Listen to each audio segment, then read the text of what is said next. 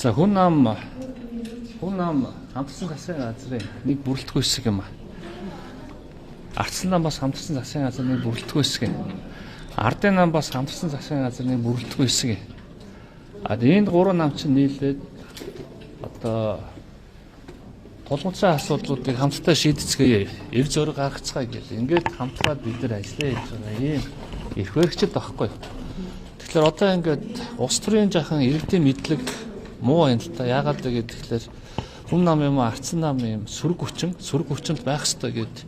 Тэгээ одоо ингээд энийг ойлгооч. Бид нар шал өөр эрх зүйн тогтолцоонд орсон. Бид нар 1990 онд Америкийн нөгөө юм хоёр намын системийг хуулаад тэгээ улсаараа ингээд шулуухан хэлээд популизмд ороод тэгээд нэг нь ингээд эрх барьдаг нөгөөх нь сөрөг хүчин гэж явсаар байгаа том төслүүдээ хөгжүүлж чаддаггүй. Ингээд бие биендээ дэгээ тавьсан энэ 35 жилийн амьдрал энэ багхгүй. Тэгвэл 2023 онд бид нар үндсэн хуулийн өөрчлөлт хийгээд бид нар Европын баруун Европын загварыг авсан. Тэр нь бол Германы загвар байхгүй. Тэгээд яагаад авсан бэ гэхлээр хоёр намын систем чинь буцаад нэг намын системд орчод байна. Тэгээд бие биендээ дэгээ тавиад ажил хийлэгдэх юм байна. Популизм хийгээд байд юм байна. Жагсаад байд юм байна. Тэгээд зөрүүч бай, бурууч бай бүх асуудлаар ингээд гүтгээд харлуулад байхлаар чинь нөгөө засгийн газар 1.5-аас 1.8 жилийн хугацаанд ажиллаад байд юм байна. Болдгүй юм байна гэд. Ингээд бид нар Германы буюу баруун Германы, баруун Европын парламентын загварыг авсан байхгүй.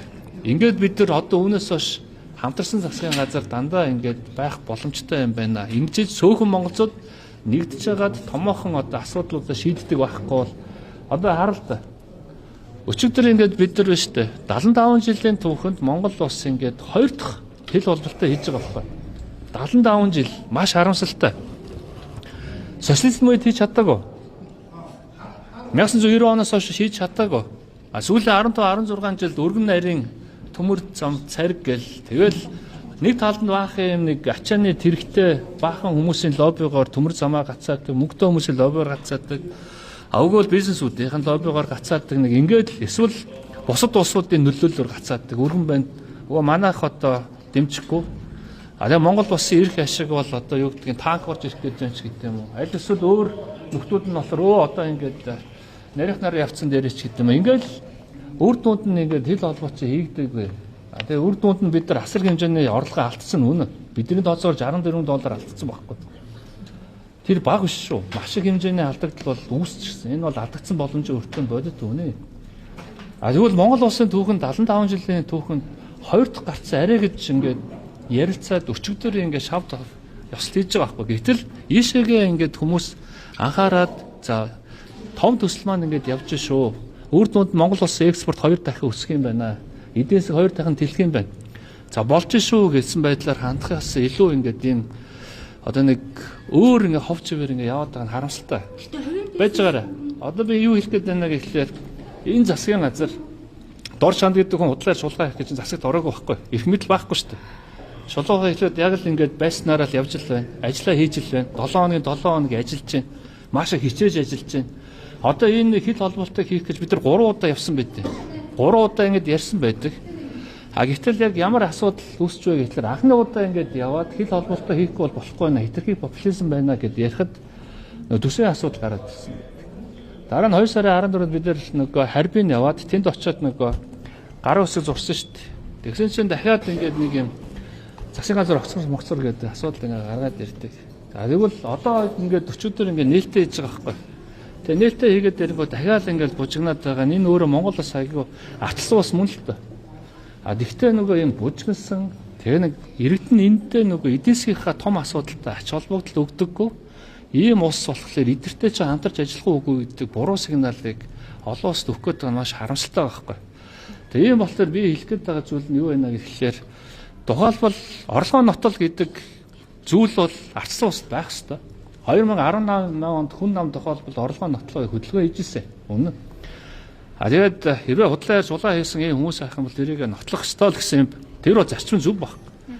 Гэхдээ өнөөдөр ингээд маш том ингээд эдийн засгийн асуудал хамтарсан засгийн газар арай гэж байгуулагдаад бүх одоо ингээд гацаад байгаа том төслүүдэд ингээд явуулаад гадна дотны хөрөнгө оруулагчдыг ураад мессеж ингээд өгөөд ингээд явж байх үедээ ингээд давхцуулаад нөгөө энийг ингээд саарамжуулах явж байгаа. Үйл ажиллагаа явж байгаа. Энэ бол айгүй буруу шүү. Маш буруу шүү. Бид одоо тэгээд одоо өнөөдөр та уншгаад байна л байж байгаа. Одоо ингээд би мошигсон зүйл бол байхгүй. А би юу хэлж байна гэхээр бид нар нөгөө эрх ашигын ирэмб гэдэг юм байх хэрэгтэй. Монгол улсын эрх ашиг нэг болохоос шүн намын эрх ашиг биш, ардын намын эрх ашиг биш, ац намын эрх ашиг биш байхгүй. Дараа нь дор чандын байна, оюун эрдэнэ байна, улуугаан төмөр эрх ашиг. А тэгээ бид нар юун дээрээ нэгдэж яваад байна гэдэг тэгэхээр шүдээ зуужгаад том төслүүдэд явуулъя. Хизээ байтлаа ингэж том төслүүд явж ирсэн. Урааны төсөл явж байгаагүй шүү дээ. Гаццсан. Сая ингээ хил холбооч 18 жил ингээ гаццсан.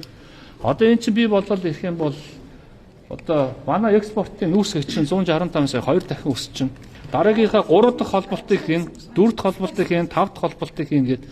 Энэ чинь өөрөө Монгол улсын эрх ашиг байхгүй. Гэтэ сайдаа хоёр өөр асуудал байгаа юм. бид холбоотыг эсэргүүцэж иргэд задлуулж авсан хэрэглэн дээр таны хувьд ямар байр суурьтай байгаа юм бэ гэж би та нарт хэлээд байгаа юм юу байна гэхээр энэ нэг тохиолдол нь өөрөө их сонирн байна. Яг ингээд хил холболтын асуудал явах болгонгууд л дандаа засах огцрох ёстой ямар нэгэн шалтгаан гаргаж ирээд яваад байгаа. 2 сарын 14-нд бас ингэжсэн. Бид нар яг тэнд ингээд зурлаа гээл тэгэхэд ерөөсөө ингээд энэ бол ингээд Монгол улсын хөгжлийн асуудал байж хаад өөр мэдээ яваад байдаг. А энэ удаа болохоор мөн адилхан тэгвэл энэ асуудлыг яагаад өмнө нь гаргаж ирээгүй?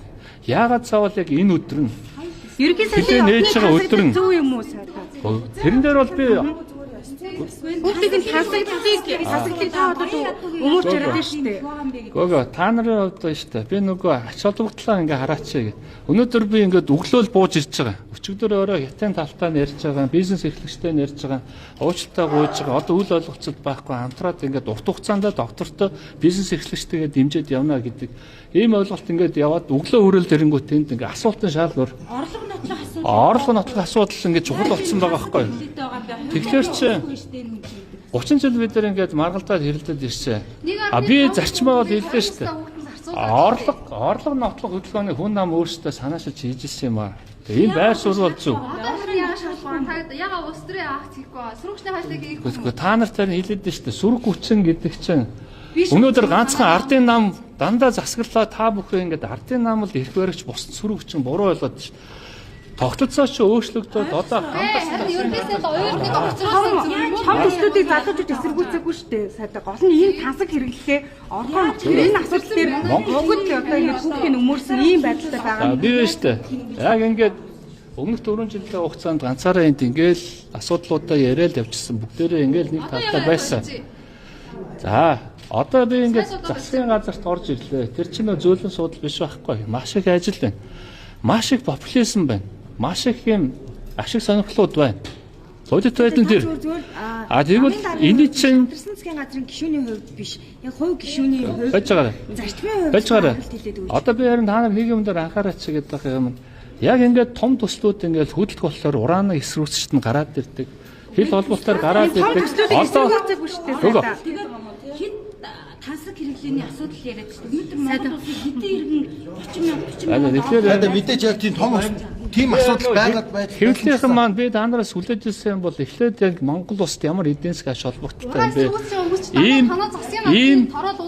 Ийм хил холболт гэдэг юм ямар ач холбогдолтой вэ? Цаашаа бизнесүүдэд ямар боломж өгөх юм? Монгол улсад ямар ингээд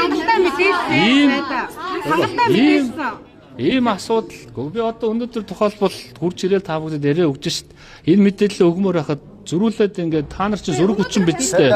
Таны хүүхэд үнэт нийтлэл цүнх авах боломжтой юу гэдэг яг л ийм кейсийг л асуугаад байгаа.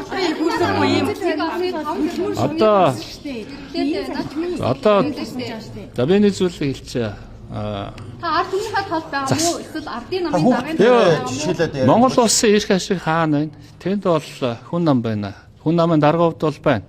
Нэг ямар нэг ингээд том эдийн засгийн бүтээн байгуулалт макро эдийн засгийн асуудал дээр сүрдэг ийм нөхцөлтэй бол бид нар бол хүчтэй үзнэ. 2. Гуравдугаарт ингээд одоо засагт орчихлоороо ингээд хулгайч болчихдог тийм байхгүй. яаж орлогогүй гэж. За байж байгаараа би зарчим яриад байна шүү дээ. Та нар ингээд субъектив байдлаар хүн асуулах гэдэг. Энэ асуултанд хариулж байгаа. Агуу. Би одоо ингээд тансаг хэрэглээнд нь хариулж байгаа. Тэр байж болох ёстой мó? Байж болохгүй мó? Тэр мөнгө хаанаас Энэ одоо нэг сэтгүүлчтэй болчих юм уу? Энэ хүмүүсийн асуултанд би хариулж болохгүй. Таныг давж хариулах. Та ч айгүй олон микрофон дээр популизм хийгээд шүү дээ өөрөө. Үгүй би засгийн газрыг Засаад махлаад зүгээр асуулт нь хариулчихгүй. за тэгэхээр би нийлж штэ. Орлогоо нотол гэдэг хөдөлгөөний хүн ам хийжсэн. А тэгээд Одоо энэ залуучуудыг яагаад та том төслийг эсэргүүцээд байна гэж хараад байгаа. би залуучуудыг том төслийг эсэргүүцсэн гэж хэлээгүй харин та нар мувшигдж шүү. Та харин Яагаад гэвэл уучраа мэдэх хүмүүс нь энэ нөхцөл байдлыг үнэлээд үнэлт хийгээрэй. Яагаад гэвэл талбай дээр байгаа юм уу? чи ямар хэцүү юм бэ? Эсвэл чи энэ зогсоод ярих юм уу? Үгүй харин уучраа мэдүү. Ямар хэцүү юм бэ? яриулч. Чи одоо ингээд сэтгүүлсэн хүртэл юм ингээд хэрүүл хийдэг болчих болохгүй шүү дээ. Та харин хариулт. За. Шинийч байж л да. Ямар хэцүү юм бэ? За тэгэхээр би бол оюун эрдэнэ гэдэг хүний худлаар шулгаа хийдэг хүн гэж бол бодохгүй байна. Дорч хант гэдэг хүн бас адилхан, луугаан тумраас адилхан. Бидэрт бол тийм ашиг сонирхлоор нэгдсэн зүйл бол байхгүй. А хоёрдугаар тэр хүн өөрөө тайлбар хийх байлгүй дээ. Орлогоо нотлоод явдаг жишг бол олон улсад байдаг. А энийг бол ингээд шаардах нь бол зөв баг. Тэрийг би ерөөсөө үгүйсгээгүй байхгүй.